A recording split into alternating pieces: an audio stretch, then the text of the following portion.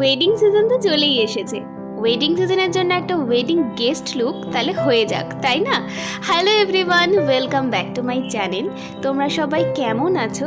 আশা করছি তোমরা সবাই অনেক ভালো আছো এবং সুস্থ আছো। হ্যাঁ, আমিও ভালো মন্দ সব কিছু মিলিয়ে ভালো আছি। জীবনে ভালো মন্দ সব কিছু নিয়েই কিন্তু আমাদের চলতে হয়, তাই না?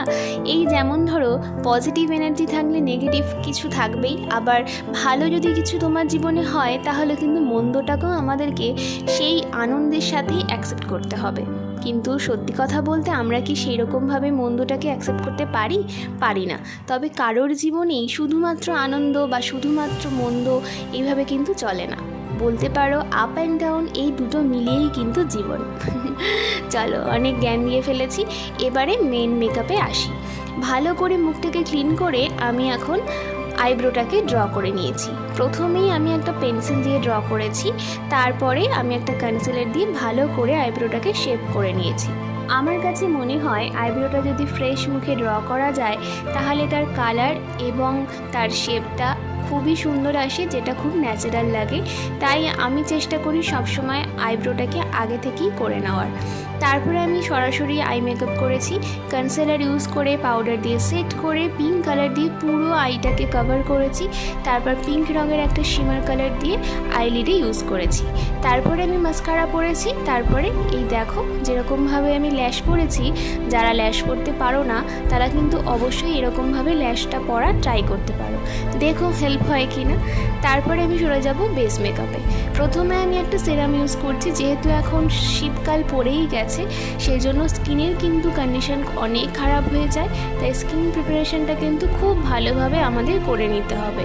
এখানে আমি একটা জিনিস স্কিপ করে গেছি, স্কিপ বলবো না, ক্যামেরা রেকর্ডিং করা হয়নি, সেটা হচ্ছে টোনার। ফার্স্টে কিন্তু আমি টোনার ইউজ করেছিলাম, তারপরে সেরাম, তারপরে একটা ময়শ্চারাইজার ইউজ করছি, তারপরে আমি প্রাইমারও ইউজ করেছি, যেটাকে আমি স্কিপ করে গেছি। জানি না ক্যামেরাটা কেন ওঠেনি পুরো ব্যাপারটা, যাই হোক। তারপরে একটা ফেস অয়েল ইউজ করলাম, কারণ আমার ড্রাই স্কিন। আমি এখন ফাউন্ডেশন, কনসিলার অনেক কিছু ফেসে ইউজ করব, তো স্কিন কিন্তু অনেক বেশি ডিহাইড্রেট হয়ে যাবে, ড্রাই হয়ে যাবে, সেই জন্য আমি কিন্তু ফেস অয়েলটা ইউজ করে নিলাম।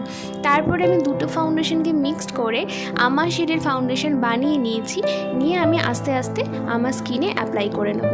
আমি না আমার স্কিনের থেকে ডার্ক ফাউন্ডেশন ইউজ করি না, বা আমার স্কিনের থেকে লাইট ফাউন্ডেশন তো একদমই আমি ইউজ করব না। তো সেই জন্য আমি আমার নিজের স্কিনের যে ফাউন্ডেশন যায়, যে শেডটা যায়, সেইটাকেই আমি ইউজ করি।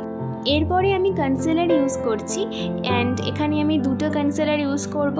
যেহেতু একটু হেভি মেকআপ করছিলাম, সেই জন্য একটু হেভি কনসিলারই ইউজ করেছি দুটো।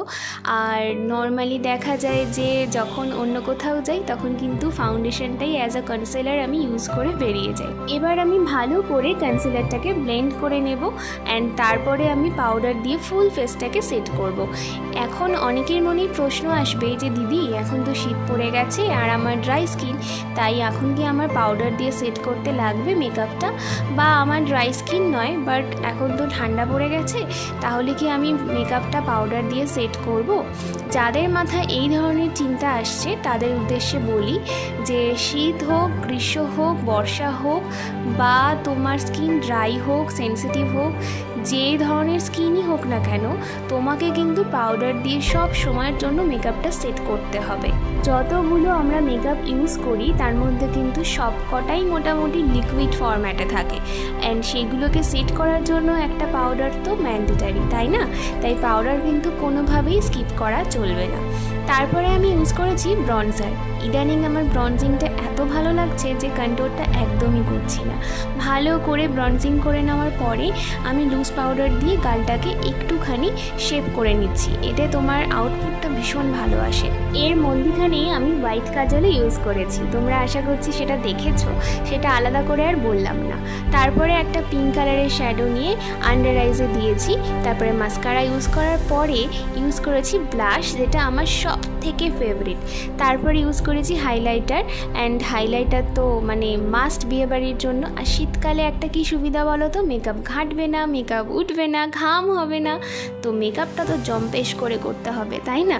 তারপরে আমি হাইলাইটার নিয়ে আঙুল দিয়ে দেখো ইনার কর্নারটা কি সুন্দর হাইলাইট করে নিয়েছি। এটাতে কিন্তু খুব সুন্দর একটা ন্যাচারাল এফেক্ট দেয় আর চোখটা ভীষণ সুন্দর লাগে। এরপরে আমি মেকআপ ফিক্সার ইউজ করেছি।